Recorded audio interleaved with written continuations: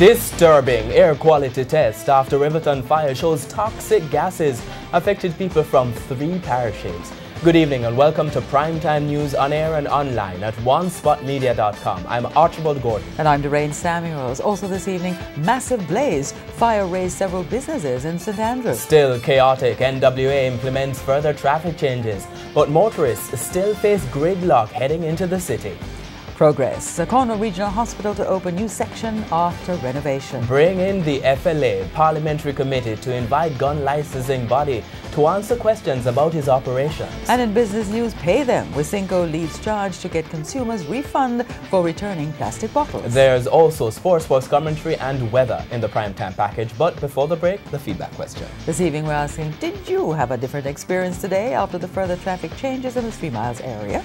Share comments online, facebook.com/Television Jamaica and tweet at Television Jam. Please stay with us. Primetime News returns after this break.